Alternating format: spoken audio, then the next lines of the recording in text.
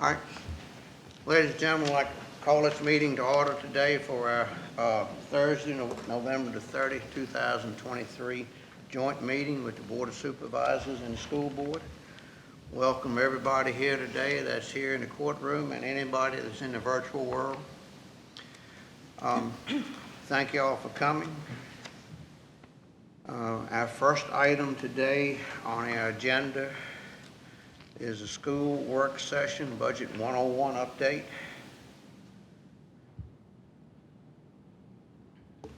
Whoever wants to start. Thank you, Mr. Chairman. So, Excuse me, I guess the school board should come to order too. I'm That's sorry. right. I'm sorry, Ms. Christopher. Okay, Yeah, that's fine. that is right. Okay. The school board will participate in a joint meeting with the Board of Supervisors in the new courthouse located at 220 Judicial Place, Heathfield, Virginia. If unable to attend this meeting in person, you may access the meeting using the following information. Topic: Board of Supervisors joint meeting with school board. Time: November 30, 5:30. And then you'll see the website. Passcode: 121843. Meeting ID: 824-3846-0276. Toll-free number: 877-853-5257 or 888-475-4499. Meeting ID again is 824-3846-0273, and the passcode once again is 121843. The meeting will now come to order. We have established a quorum. Okay? All right, thank you, Ms. Christopher. Thank you very much. Now, let me get on track right. Now, the first item on the agenda is the school budget work session, Budget 101. okay, and it's, there are two topics here. So one is the work session and the other is the presentation that's on the screen. Do you have a preference for which we start with? No, ma'am? Okay. Whichever you want to start with. Since we have the budget basics on the screen, we can start there. A couple weeks ago, we did have a joint work session between the school board and the supervisors, as well as our community liaisons, and both the county administrator and I presented on our budget basics. So this is something I was asked this evening if I would review so that the full boards could hear the same information. And the agenda that we presented on November 20th, there was a purpose, the overview of major school finance functions, overview of major budget and planning functions, an overview of major funds of the school division, as well as the overview of the budget process. And if we can advance. So obviously the purpose is to provide a basic understanding of public school budgeting in the Commonwealth.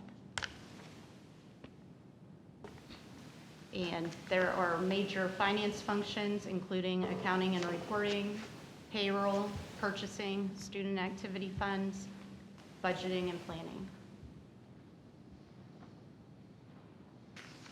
What is a budget? A budget, simply stated, is a plan that structures and describes how fiscal and human resources will be allocated and utilized over a stated period of time to support the achievement of organizational goals and objectives.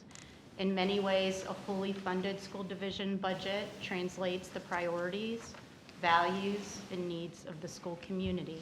And that school community is comprised of many stakeholders, including students, staff, parents, families, business partners, as well as community partners. We can move on. Major funds of a typical school division include general operating fund, the grants special revenue fund, school nutrition service fund, the capital improvement fund, as well as textbook or online instructional materials. So state funding is appropriated and provided by the action of the Virginia General Assembly. The major categories of state funding for public education are standards of quality, which is about 89% of all K-12 funding, incentive programs, which is about 1.5%, categorical programs, which is about 0.8%, lottery-funded programs, 9%, and supplemental assistance programs, 0.2%.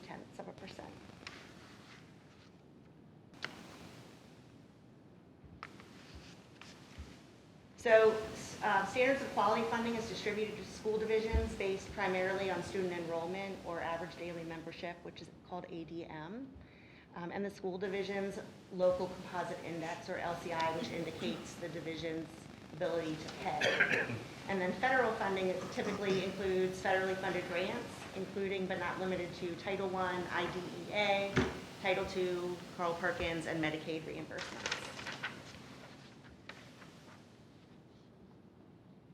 So expenditures by major program, you have regular education, special education, your vocational, which is career and technical education, your gifted program, other programs such as athletics and co-curricular activities, non-remedial summer programs, adult education, pre-kindergarten, and non-LEA. And then expenditures by major function are instruction, administration, attendance and health, pupil transportation, operation and maintenance, facilities, debt service, and technology. And expenditures by major type are personnel services, employee benefits, purchase services, utilities, supplies and materials, and capital or equipment. The school board budget review and approval. So we begin with a budget input survey, and that goes out to students, parents, staff, the community, business partners. We did that in October. Then we have 2 public hearings on the budget. We held one in November, and our second one is Tuesday, December 5th at 2 o'clock. Then we'll have a school board meeting, a public hearing. A budget work session is December 5th at 2 o'clock. The public hearing is December 11th at 6 o'clock at the regular school board meeting. The superintendent's proposed budget, we're planning to present that to the board in January, and we're hoping that the board will adopt it at that point. The school board's adopted budget, we're hoping to forward to the county administrator for funding consideration in January.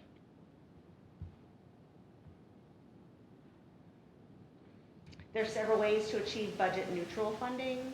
One strategy is to cover a program's costs by increasing revenues, usually via additional taxes. Alternatively, you can offset costs by cutting spending in another budget area.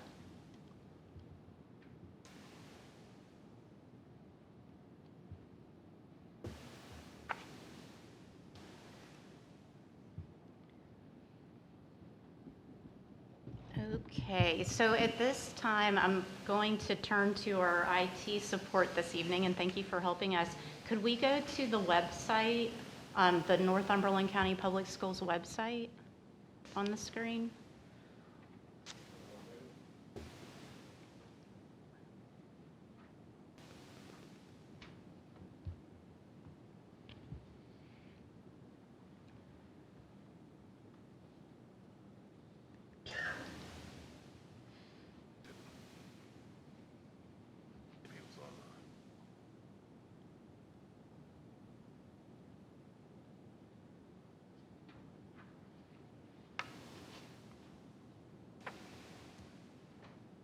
Beautiful.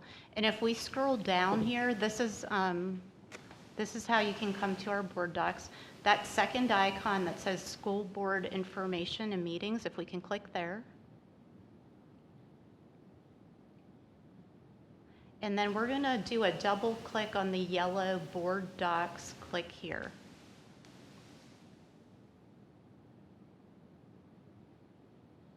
And this is going to take you to a set of documents that we wanted to just show you this evening for the budget work session. This is the second part of the topic. So if you could click on that first meeting, thank you. And we're going to view the agenda. And this is information for that first work session with the joint boards, the full boards together. I'm not going to read every single thing, but once you see all of the documents, if you'd like to circle back and go over anything in depth, we're happy to do that. So things that we're reviewing as part of the current budget process. If you look at number 2, the board has looked at budget basics. They've looked at a document called Smart School Budgeting, that's 2.2. They've also considered the 2022 through 2024 amended biennial budget, 2.3. And the board also approved the budget calendar, and we did try very hard to move that up, and that's why we're meeting today, and we're really excited about that, and why we're hoping to have the school board approved budget to the supervisors by January. A third, under that 3, the school board looks at the school division's vision, mission, and strategic plan as they're coming together with budget priorities. 3.1 features the vision and mission, and 3.2 shows us our strategic plan. And if we could go ahead and click on the strategic plan. Again, we're not going to review every single item here, but we'll just briefly look at those goals. So for goal 1, if you press on the second slide, goal 1 is focused on educational excellence. You can see that there are strategies there to challenge and support all students to achieve academically by demonstrating the foundational skills, essential knowledge, and transferable life skills outlined in the Virginia Department of Education's graduate profile. Let's look at goal 2. Goal 2 focuses on student health and wellness by creating an inclusive learning environment that supports the physical and social emotional health of all students and emphasizes the skills students need to become adaptable, resilient learners who demonstrate personal responsibility and civic mindedness. If we move on to goal 3, goal 3 focuses on student ownership of learning, engaging all students in rigorous, authentic, and student-centered learning opportunities to help students identify their interests, take ownership of their learning, and create a plan for pursuing their educational and career goals. If we move on to goal 4 of the strategic plan focuses on a qualified, diversified workforce by fostering a positive working climate that values and invests in a high-quality, diversified workforce who exemplify the division's core values. If we go to goal 5, focusing on mutually supportive partnerships, cultivating mutually supportive partnerships among families, schools, the division, businesses, faith-based organizations, and other civic and county agencies to support student well-being, to enhance real-world learning, and to broaden opportunities for career exploration and experience. And then the final goal in the strategic plan is goal 6, organizational effectiveness and efficiency, pursuing the effective and efficient use of division resources, operations, and processes to support the division's vision, mission, and strategic goals.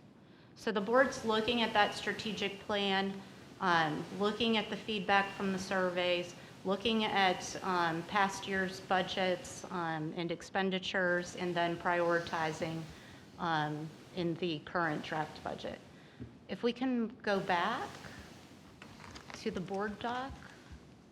Thank you so much. And you're doing a great job because this is your first time through this, so thank you. We're going to look at number 4. The board looks at the Virginia School Quality Profiles, and those are the report cards for each school as well as the division. We don't have to go through each of these tonight unless you want to. You will see that all schools are fully accredited, which is very good. You will see many greens on the elementary school because they do an amazing job. And then for the middle school and high school, if you see a yellow area or a red area, that is an area of focus that we want to put more resources and supports into. If we go to number 5, that's our composite index. And I'm sure you know that the local composite index, we received information that Northumberland's changed from 0.6971 to 0.7672. So, yes, it was, we were Going up. We're wealthy. We were disappointed to see that because we know that's a struggle. Other items the school board looks at, they're looking at average daily membership, which is number 6. They're also looking at our special education and 504 demographics at all 3 schools, the elementary, middle, and high. That's in number 7. For number 8, the school board also reviews the overall demographics for the elementary, middle, and high schools. They're looking at pre-K, they're looking at NES by teacher and class size, looking at NMS by teacher and class size, and NHS by teacher and class size, as well as taking into consideration the standards of quality.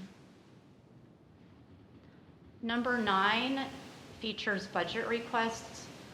The budget requests from the online survey, I do believe we tried to make that more readable.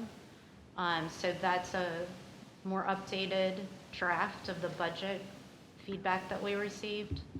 We also, in 9.2, had requests from the Northumberland County Education Association, which is there for everyone's review. In 9.3, requests from the Community Action Committee for Educational Equity is featured. The board also considers number 10, the regional programs that we participate in. We do participate in the Northern Neck Regional Alternative Education Program, the Northern Neck Technical Center program, as well as the Chesapeake Bay Governor's School. The board looks at salaries. They do a salary comparison with surrounding counties. And of course, we work with the county administrator with the local choice health benefits program. So these are items the board takes into review during that budget 101 process.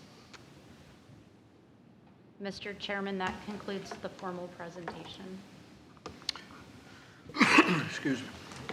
All right, very nice, thank you. Thank you. Any board members have any questions? I do. Yes, go right ahead.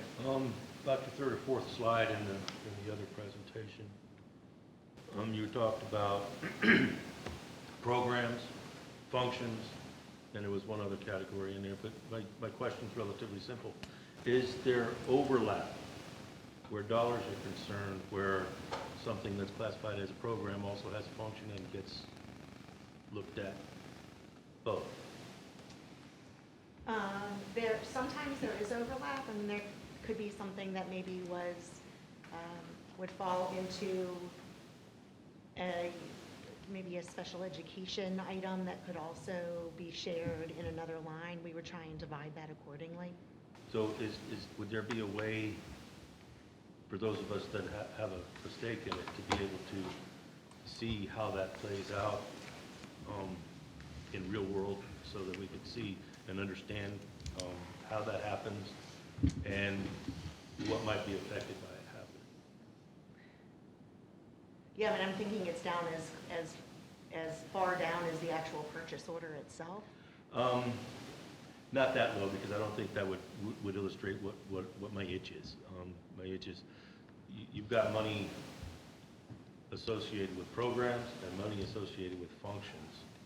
And if somebody's involved with a particular function, call it a student for whatever, is the funding only coming from the functions perspective, or is the program that houses that function also a contributing factor?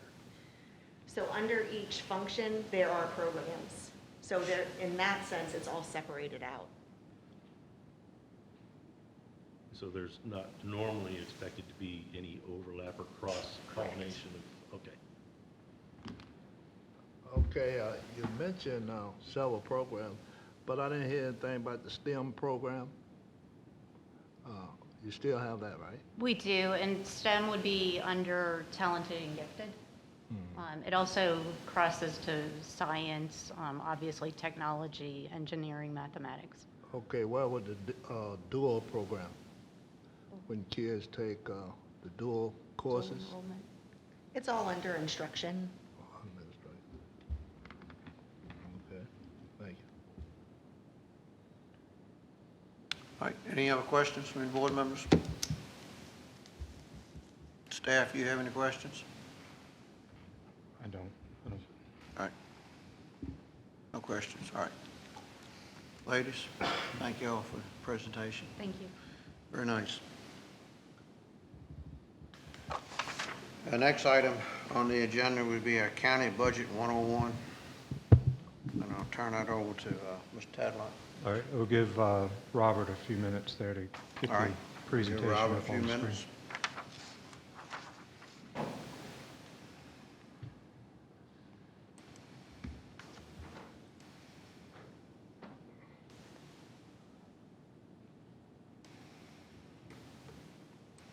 All right, thank you, Robert. So this is the Budget 101 presentation as presented to the Joint Finance Committee earlier this month, and I thank Drew Basie for stepping in for me that evening and presenting this. Next slide.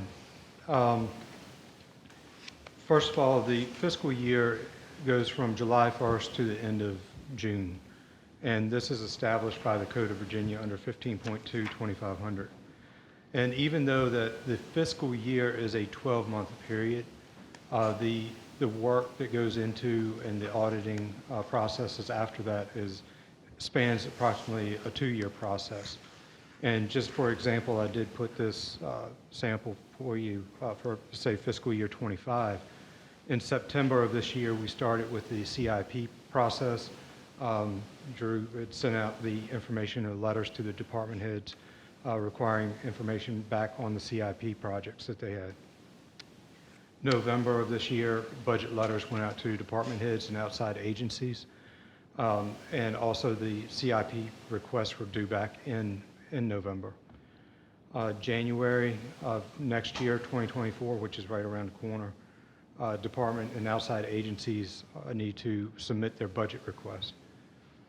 March, April, historically, the board has received the school board presentation of their budget at this time.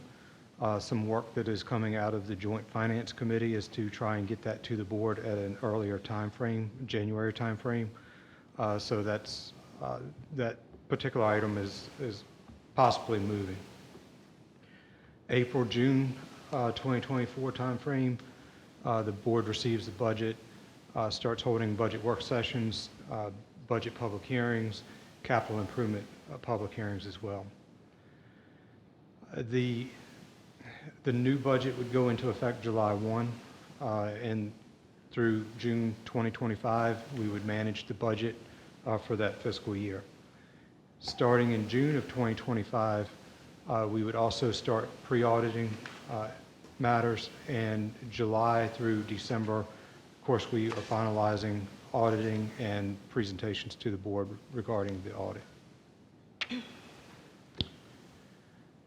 As far as it's concerned now in November, we are either involved in or managing or processing 3 different budgets right now, our fiscal years. So an audit is being processed on fiscal year 23.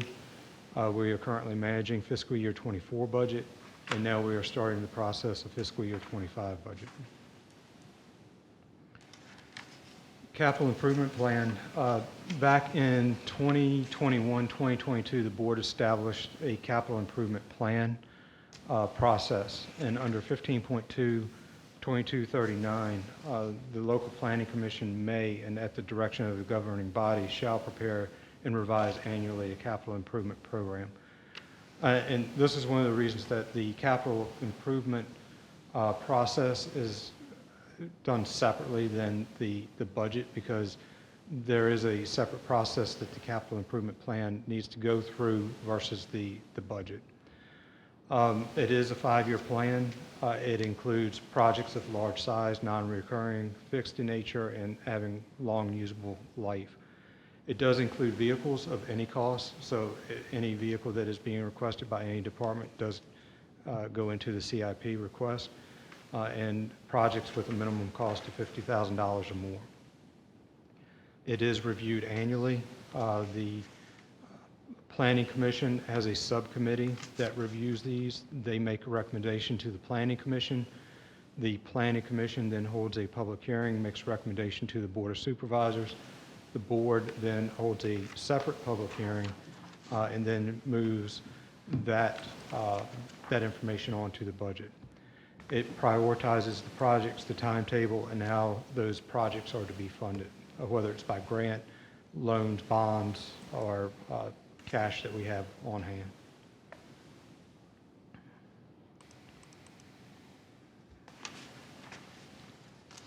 So as far as the capital improvement plan as it stands right now, letters have been sent out.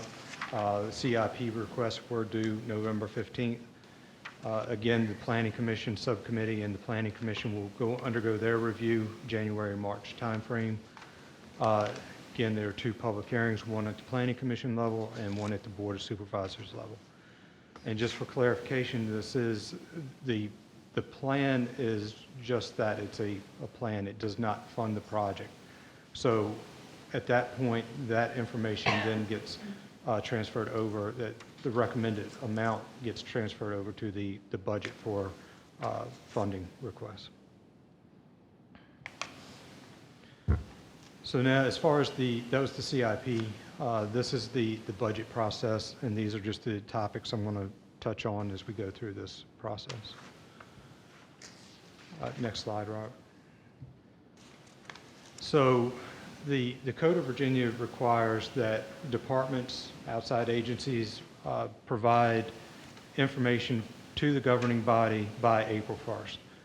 Our budget letter, budget memo that we have sent out requires or is asking that each of the departments submit that information to us by January 30th. So we are requesting that information ahead of that April deadline. Those letters have been sent out. The new this year, based on request of the Board of Supervisors, that a budget form has been sent out with that budget memo. And in some of the discussions coming out of the Joint Finance Committee, there was a budget form and request also be sent to the school division. And I would like to thank Tara and Dr. Wargo's help and assistance in getting the chart of accounts. Mary was able to get that information converted, and we've gotten that information, I think, this week sent back to the school division for their ability to fill in those spreadsheets. So let us know if you have any questions on any of those spreadsheets. We'll try to help you out on them. The county does have a new program, ClearGov, that we have recently purchased. We are trying, it's a budget management platform, and Mary Dotson is working on the personnel side of things. Drew Bassey's working on the CIP formatting side of things, and I'm working on the budgeting side of things on that program. So we hope to have, it's a learning curve there, so we are in the process of trying to learn that system. As far as budget information gathering, the outside agencies do provide information on line item budgets that they have. Now, they're the departments and outside agencies. The school division is not done at the line item detail level. It is done by categorical level, and that's by code. Departments do use the fiscal year to build their budget, the current fiscal year. And if there's any supporting documentation of any information is related to a requirement by the Code of Virginia or staffing issues, we ask that the departments put that information in as part of their request so that we have that additional information that we can relay back to the Board of Supervisors. We also examine costs such as the health insurance, VRS, workman's comp, debt obligation, CIP costs, contract increases, such as the regional radio system, and the big one that we had last, or current fiscal year, but discussions during budget time last budget cycle was the waste management contract negotiations. On the revenue side, we work with the treasurer for the undesignated general fund balance at the end of the fiscal year to know how much of the funding that we are going to be carrying over to next fiscal year. The commissioner of the revenue, we receive the real estate information, personal property, machinery, and tools tax. Also, if it's a reassessment year, which we are coming up on to start advertising that, the tax rate is adjusted accordingly. So therefore, if the reassessment amount is higher, then the tax rate is lowered, and vice versa. If the assessment comes in low, then the tax rate is adjusted to come in higher. And that's during the equalization period, and there's a whole lot more information as far as code requirements and different things related to that too. But we also look at state funding, compensation board funding, federal funding, grant funding, impacts that any of those may have on the school division, the library, health department, social services, those agencies. And we also estimate things like EMS billing, cigarette tax, and short-term rental tax. In reviewing the actual revenues, we do look at previous years and whether they should be increased, decreased, depending on what that specific revenue source may be. Also, we review the expenditures to see what that department may be utilizing within that past budget cycle, and also several years there that we will take a look at. One of the things that we also take a look at is the one-time expenditures. If a department looked at a one-time expenditure, then we know that we can reduce that particular line item.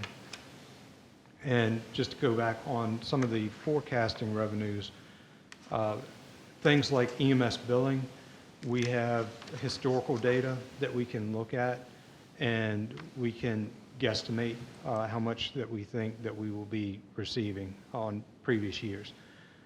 Things like new items that the board has just established, like the short-term rental and the cigarette tax, we do not have that historical data, so it's going to be our best guesstimate. But one thing that we will look at will be localities of similar size, and or in the case of the cigarette tax, size and or number of stores that they may have in comparison to Northumberland County. Some of the challenges that we do run into is receiving information late. An example of that may be the health insurance, or in this past year is the delayed General Assembly information. The General Assembly adopted a skinny budget, but had impacts just recently as we've adopted some additional budget amendments, or supplemental appropriation, excuse me. Right. So once we compile all the information, we are at the stage of advertising the budget, and there is a code requirement that we have to advertise at least 7 days in advance of that public hearing. The board cannot take action on the budget that evening of the public hearing. The board does have to wait the 7 days. If you can go to the next slide, Robert. During, I think it was the joint finance committee meetings, it was discussed whether or not the school board and the board's, the county budget could be held separately. They can be. They still have to adhere to the advertising requirements of the 7 days in advance, have the public hearing, and then wait the 7 days for the approval of the budget. Once we have that information, the feedback from the public comments, We look at those comments, we look at the needs of the community and the departments. We do look at trying to minimize the amount that the real estate tax would be increased. And we do evaluate larger expenditures that may be on the radar, such as the regional radio project and/or reassessment that's coming up this year. So when we go to finalize the budget is just the plan on how we are looking to spend those monies. The board also has to approve in a separate action the appropriation resolution. So the monies cannot be expended until such time that the appropriation is completed.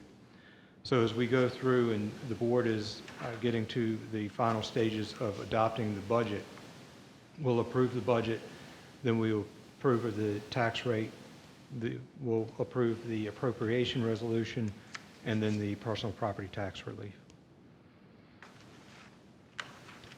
During the fiscal year after the budget is adopted and we are in July 1, what we do is we monitor the expenditures and revenues.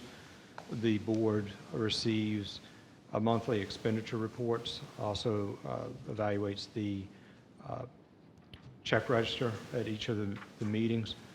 And we have not had to do this, but in several years, thankfully, because the undesignated general fund balance has been at such a level, we have not needed to do this. But in the event that revenues are not at the point, or the undesignated general fund balance is not at the point to cover our expenditures until tax monies start coming back in, we may need to do a revenue anticipation note, which allows us to borrow monies enough to get us to the tax money starting to come back in to help pay for those expenditures. But there again, we have not had to do that recently. Any budget amendment, if there's at any point that an amendment or a supplemental appropriation exceeds the 1% of the total expenditures, we need to do a budget amendment. That requires a public hearing, advertised for 1 week, and it does, unlike the regular budget public hearing, under the budget amendment, the board can adopt the budget amendment that night. And this is based off of the entire year, so it's cumulative. It's not based on individual amendments or supplemental appropriations. So when we go to do a budget amendment, you may see where a supplemental appropriation was completed back in July, August, but we're doing a budget amendment in January, February timeframe. Some of the things that we are looking at, we have talked to Davenport, the Board of Supervisors, had a discussion with them as well on the undesignated general fund balance policy. We are also looking into some other policies, line item balance policy, and that would be the ability to look at a department's budget that was appropriated by the board, so there would be no new monies being appropriated to that department, but administratively looking at those line items to make sure that the budget is in balance as far as that particular line item. That's something new that we've started looking at. Nothing has been presented to the board at this point. And there's some other things that we are looking into. And by practice, one-time revenues are not typically used for long-term expenses. And that should be the last slide. All right, thank you, Mr. Tadlock. Anyone have any questions?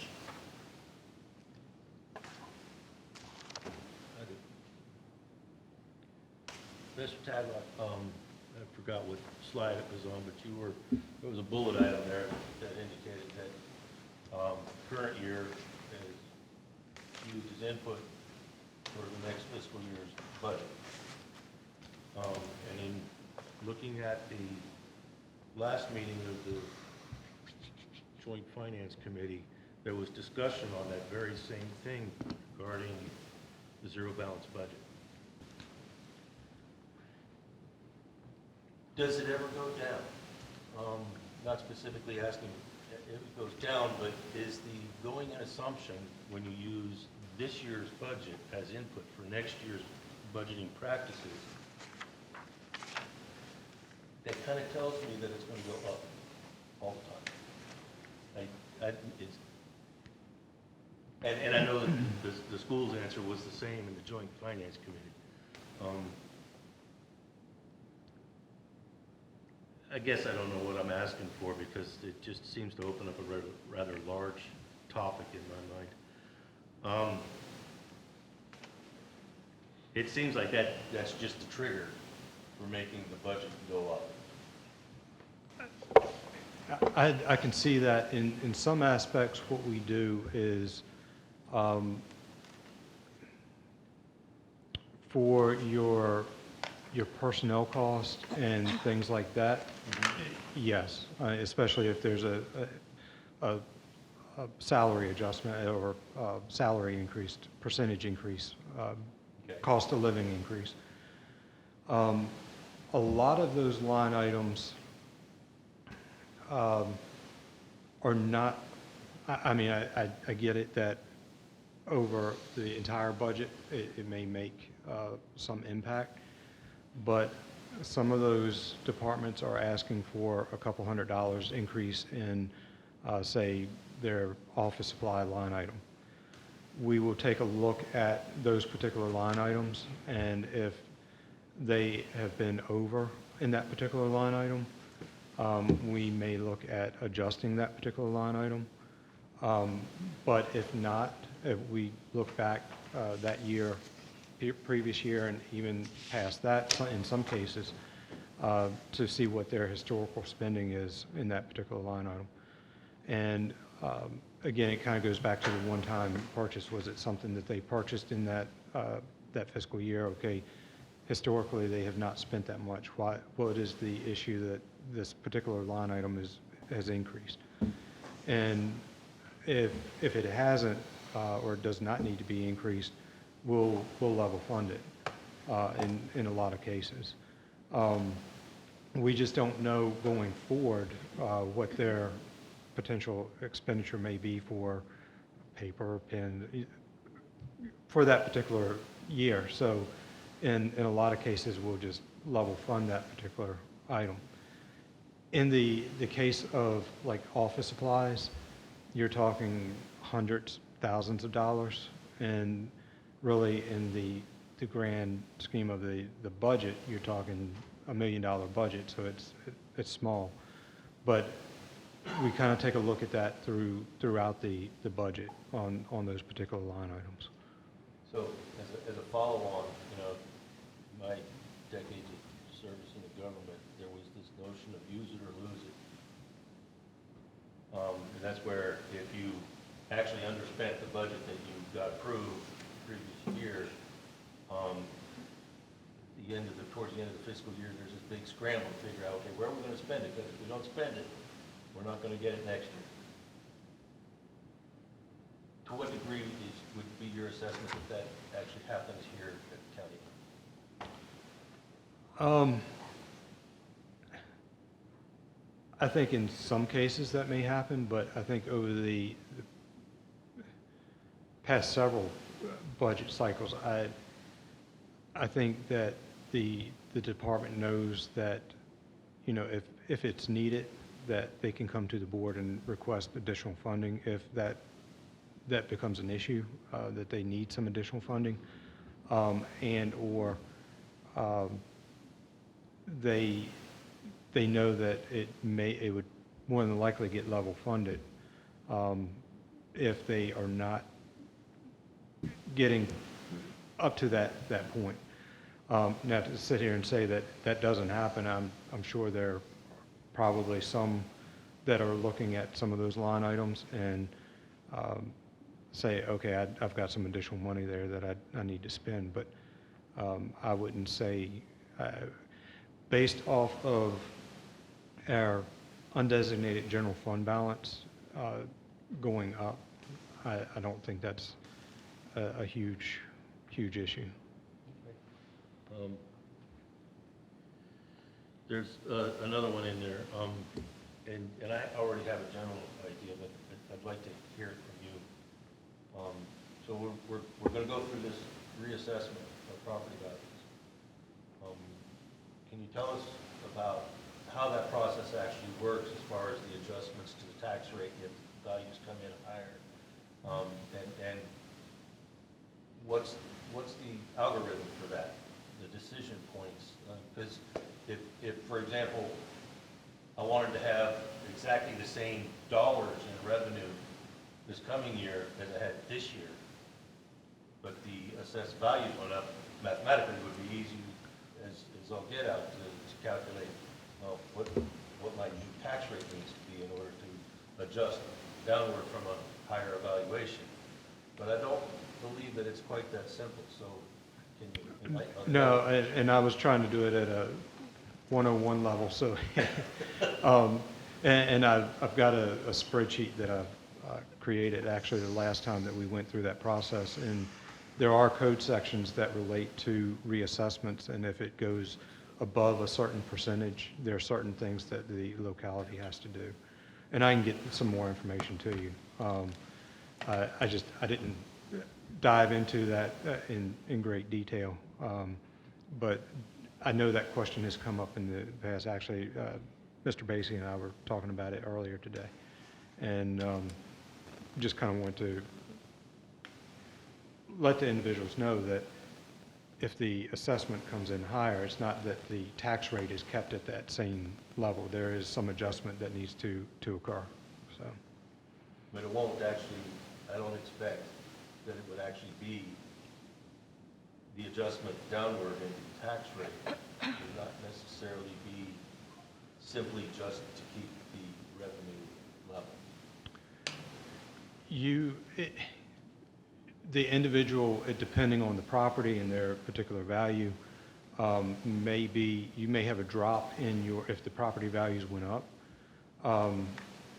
the tax rate may go down, but if your property value went up, you may be paying at or above what you were paying before based off that tax rate and that assessment. Would expected expenditures play into what the final tax rate would be for the average person? In other words, it's 0.61 today, and we collected, I forget the exact number,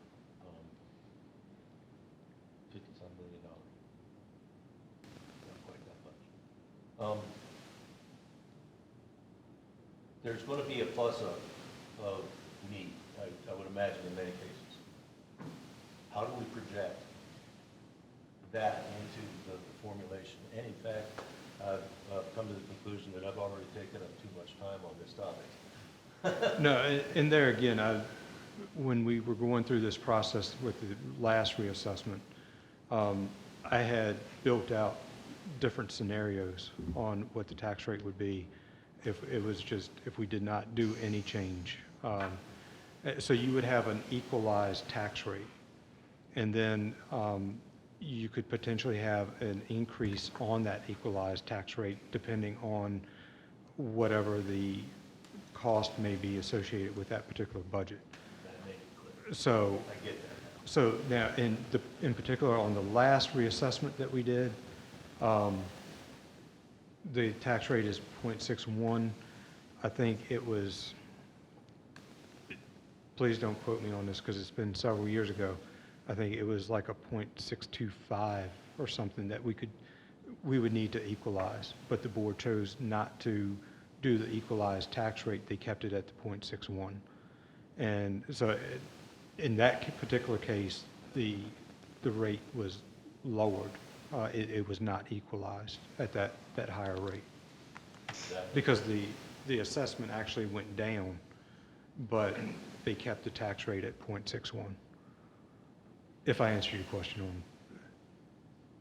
Anything else? I'll ask you for anything else. Okay. Well, to put it in 101, let's say a person's value of their property was $100,000.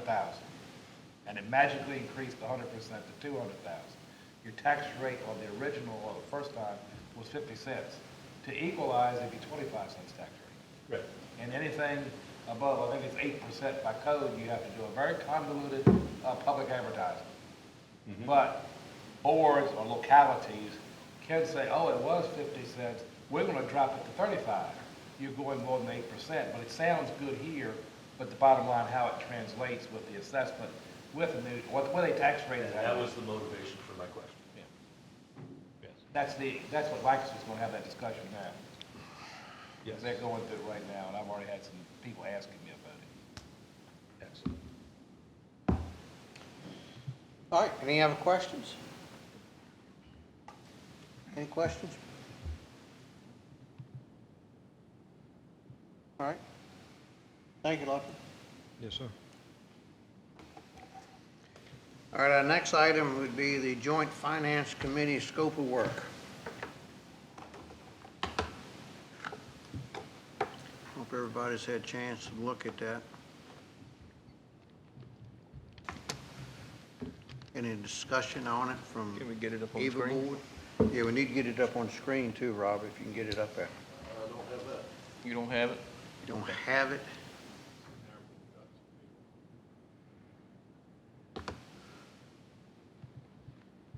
Can I email it to you, Robert?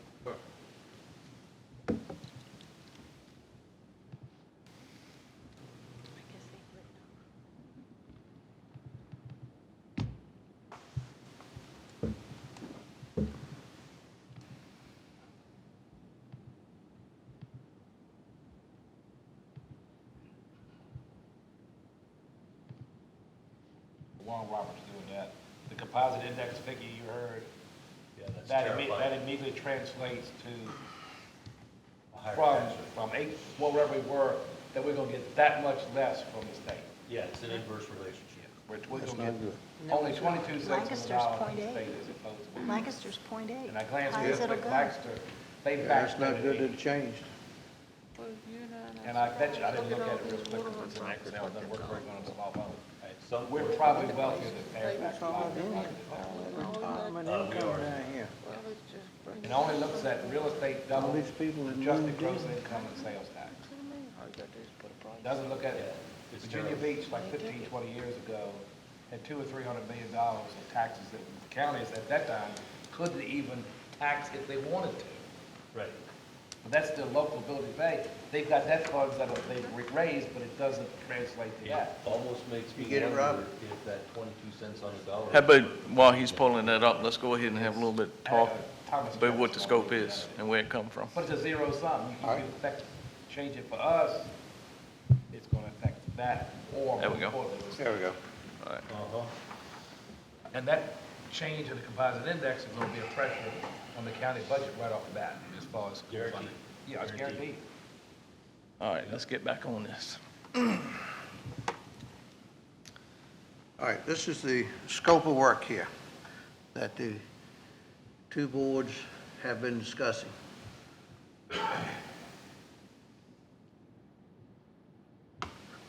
Anyone having, give everybody a chance to read it a little bit. Everyone out here in the audience tonight.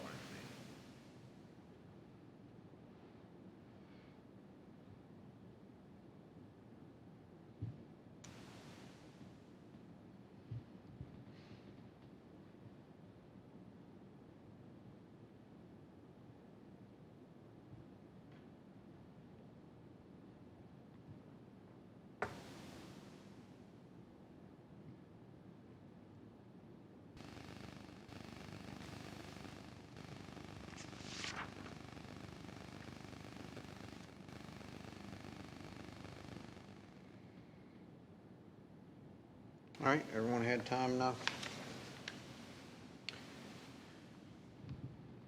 This is something that's been talked about between the two boards and the Joint Finance Committee. But trying to get trying to get a budget, school board budget out a little bit sooner in order to get it approved by the Board of Supervisors a little bit sooner. And I hope this process is going to work, because we need improvements onto it. Any board members have any comments, questions from either side? Jimmy, you have anything? Can you, is it possible for the school board, superintendent, whoever, to bring us up to date on some of the projects? We need to come back to Starting that. with the bank. What's your plans beyond? I didn't hear. Hey, and Mr. Long was asking about some of the school projects.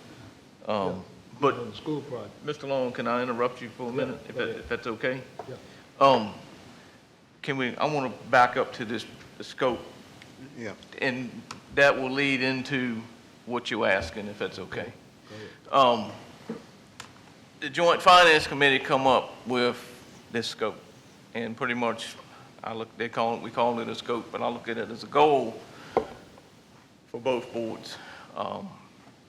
School board has gone back, and they're going to work on presenting their budget to us in January. And in doing so, they are hoping and requesting that we can approve the school budget in April. Yeah. We definitely need to do a better job in improving the school budget and the county budget a little sooner. And I don't think this is not achievable. I think we can do it, as long as the question's been asked and all information has been provided to the board prior to the April meeting. And I think this is a goal as far as the Board of Supervisors really needs to try to meet this goal. Yeah, that's correct. And I think the school board's doing everything they can to hopefully make it happen. Our board's going to do everything we can. So I think between the two boards, we're going to work very hard together. So hopefully we can make this happen. We can look at this, this joint committee, you sit back and you look at, we started this committee and we've met twice. Have we made any huge accomplishments? Probably not, but let's look at what we have done. We've had good communication. We've also, we've had questions, some answers to some questions and delivered some questions. So that comes back to the communications. We're moving forward with one format for this year's budget. We looked at the charge accounts that were shared from the school board to the county. So all of that information can get entered. So if you look back at what we've done in 2 meetings, we've accomplished right much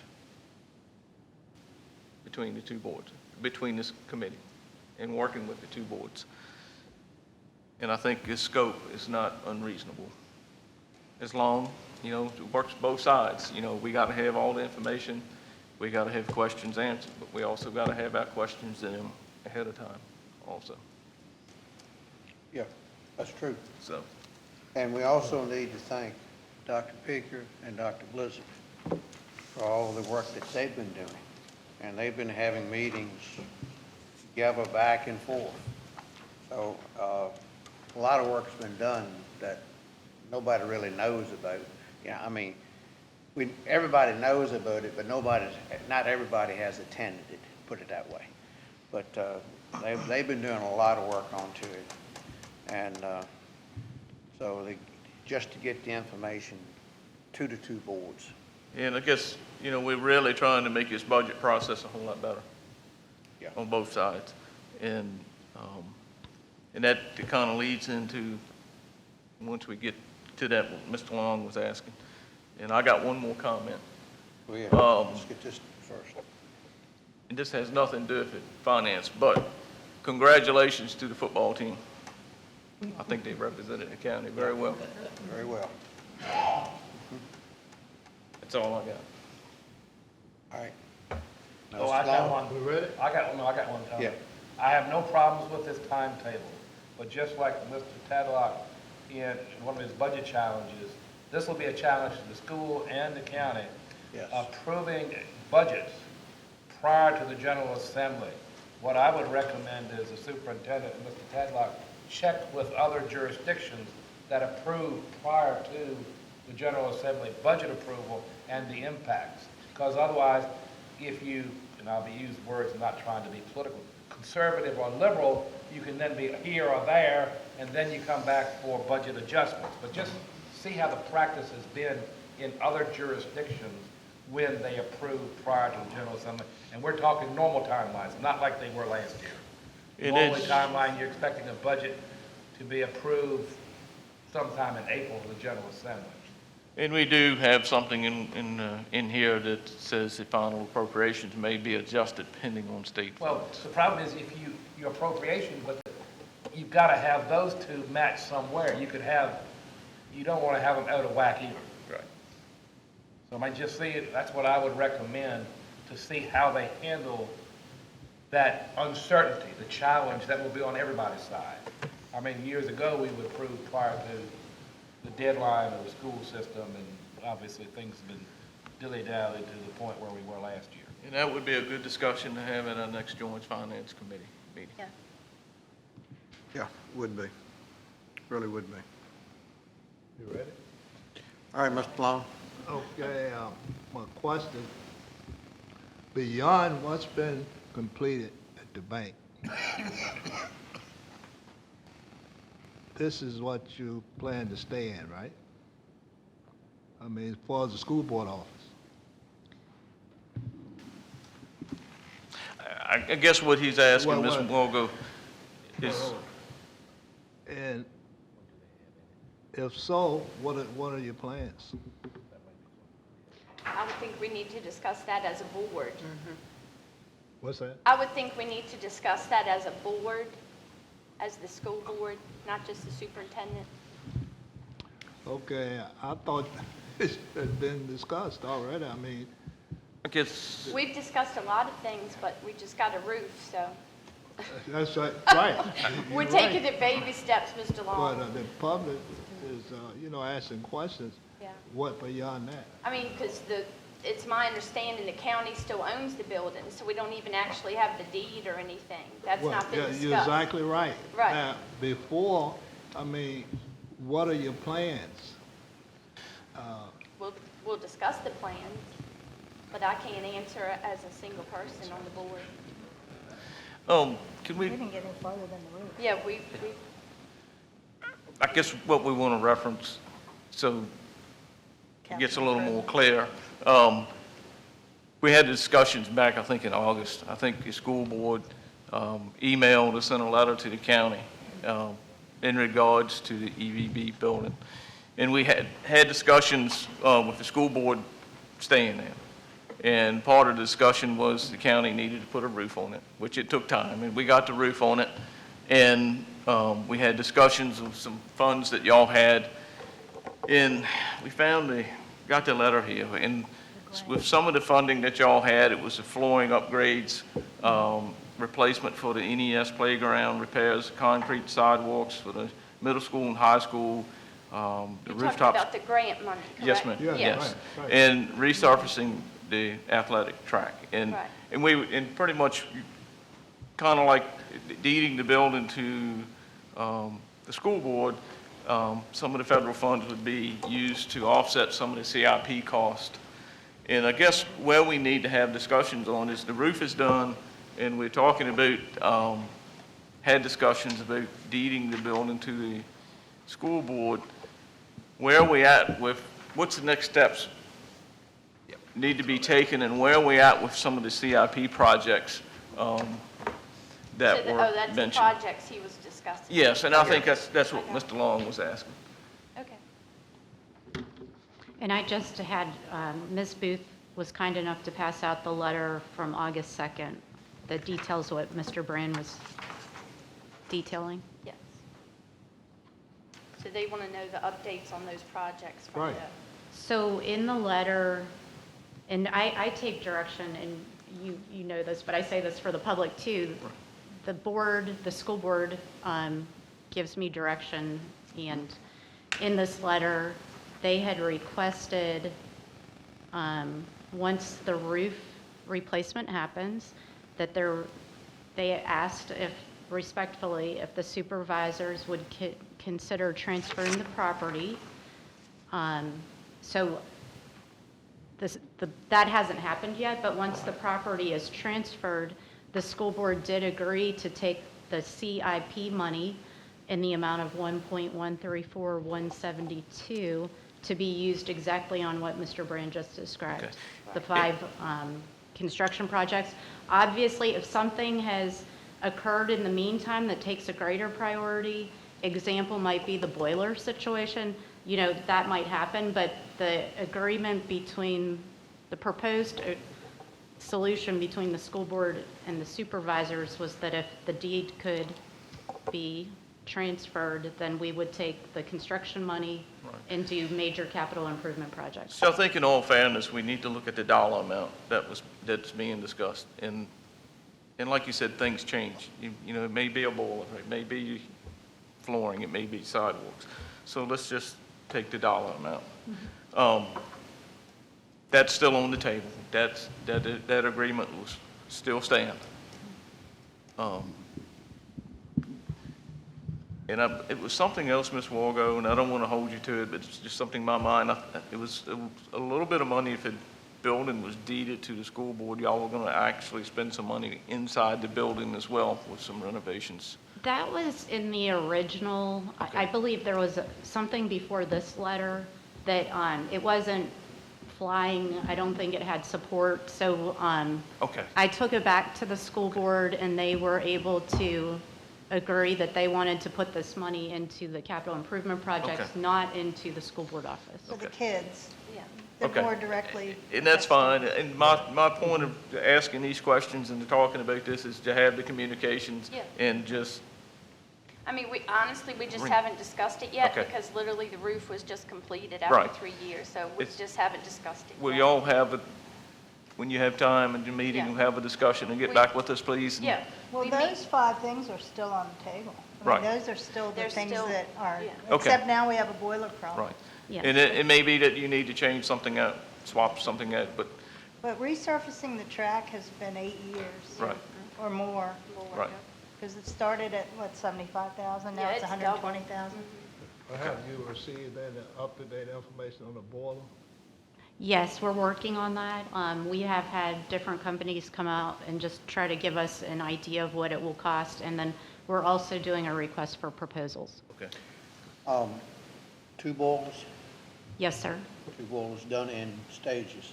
Yes, sir. Okay. All right. So that's something we'll have a discussion on in the Yeah. near future. Okay. Yeah.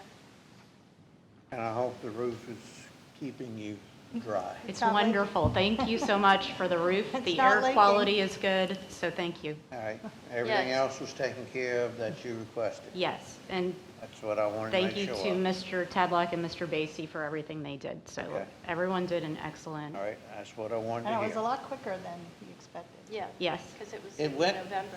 It was supposed to be the Quicker middle of than we May. thought. Yeah, it really did. It did, it really did. And the company did an excellent job. They were very good to work with. We have to keep him in mind for any other projects. Thank you for replacing the roof. We really appreciate it. When you use the word request for proposal, do you mean a bid? We're going to work with our attorney because we've been going back and forth a little bit with, Because in public procurement parlance, from our side, request for proposal is entering negotiations, which slows down. A bid is what you expect, a bid. And you have to take the low bid unless they're not able to perform. And those things can make a big difference. And an RFP can slow down the whole process because you got to take the 2 highest offerers, then you negotiate with them. So to me, I think that's fairly standard Virginia procurement laws, which we're all operated under because we're public bodies. So I want to make sure you don't get caught with the terminology piece. thank you, Mr. Tomlin. All right, got any other questions and comments from either board? Staff have anything to add? All right. I've got one question. In the crystal ball and the General Assembly, and they're two opposite things anyway, have you seen anything about, like, the school construction being refunded next year, or was that a one-time generous gift, so to speak? I feel like, and by the way, this is a crystal ball, but I I feel like know. it was a one-time generous That's gift. what I kind of guessed too. Especially I see the pushes there, like the new SOQ I think when that, benchmarks. I think when that come in, it was stated it was a one-time. It's a shame more money can't come down the pipeline. Anything in the General Assembly, because right now, no school system Yeah. funds schools based upon the SOQ's SOA staffing levels. Are they going to raise that benchmark up to a more realistic staffing ratio? There are lots of advocates who are trying for that, so those discussions are happening. But at this time, that's not in effect, as you well know. So I can tell you, in my former job as juvenile probation, we had facilities, and like Beaumont would have maybe 300 students. They'd have a principal and at least 2 assistant principals. You can't get that.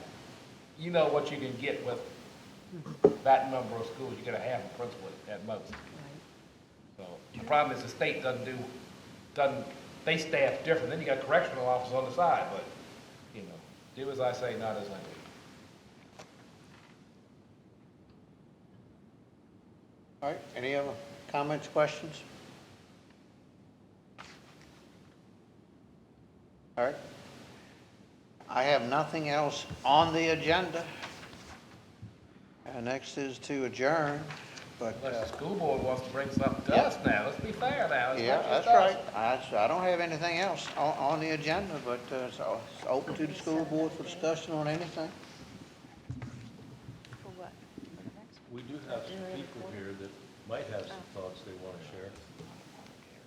We don't have public comment on the agenda, but Yeah, we don't usually. it's all right have- with the board or the 2 boards. We can have public comment. I've got a question. Have we set our quarterly joint meeting date yet? No. Could we do that? We can do that anytime you want to do it. Okay. So what's going Let's to look be, at the- what's going to be good for y'all? What's the window of time y'all want to look at? A quarterly meeting on, First week of February. End of February, it's like now. You can have all the warm Fisher spit you want. maybe December, January. We, what is that, you going to want to do it in the end of February or March? 3 months would be 1st of February. No, No. December, January, February. Next month is April. March, rather March. March meeting. December, January, February, then Right, March. end of February. So it'll be end of February, 1st of March. Dr. Wargo, I don't know the time frame of the budget presentation, but I don't know if that could be the next joint meeting that you would like to consider. I just throw that out there. I don't know. Well, that, the presentation, I thought that was January. Yes. Wouldn't that be too soon? That'd be the regular board meeting. That's in yeah, that's in January. Yeah, wouldn't that be too soon? No? That'd be too early, I Yeah. guess. I think what they're saying was when the superintendent's budget that y'all approved would be presented to the board. That might be the time for it. Because the boards are going to be together anyways. Yeah, but it'd still be January. It's January. January 8th. Well, if we go back to, say, March, our first board meeting's on the 14th of March. I don't know if y'all want to do the first week of March, 3rd week of March, or whatever. I was looking at the 29th of February. That's a Thursday. You want February? It's leap year. Yes. That's a good night for me. Good night for it, Yeah. isn't it? Yes. We could pretend it never happened. Yep. All right, is that agreeable with everybody and staff? It happens once every 4 years. All right, well, let's just go on, set it for February 29th, 2024 at 5:30 PM? Yes. All right, that is fine.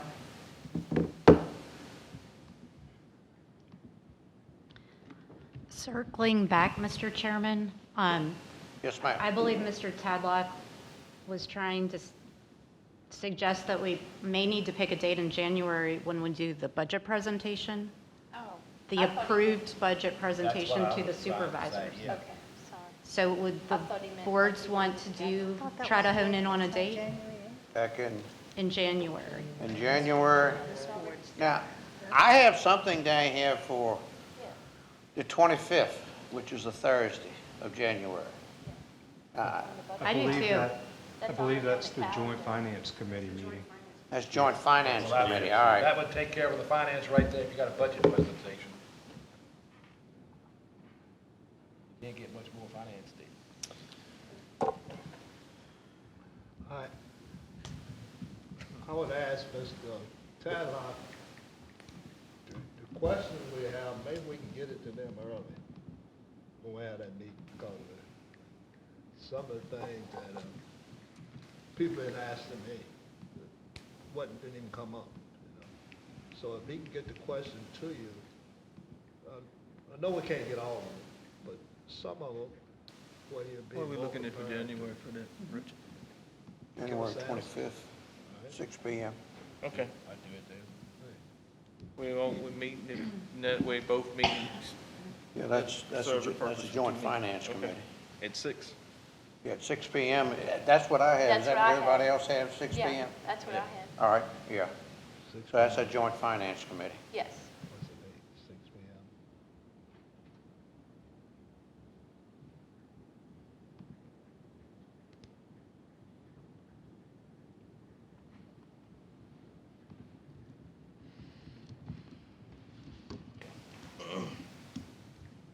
Are we good? All right, and we are all right on the, let's see, on the one for March. No, February. 29th. February. That'd be the quarterly. On the one for February, all right, February 29th. all right.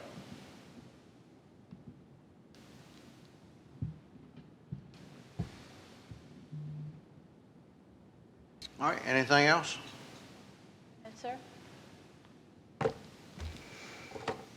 All right, if nothing else, I will let you close out first. Okay. Do I hear a motion that we adjourn? So moved. Do I hear a second? Second? Comments? Vote? Aye. All right, thank you. All right, any other comments from our board? If not, I'll entertain a motion to adjourn. So moved. Got a motion and a second. Any other discussion? If not, all those in favor say aye. Aye. Thank everyone for coming tonight. I'm glad we had this tonight. And it's here, so happy holidays, everybody. Yep, happy holidays. Yeah. Thank you.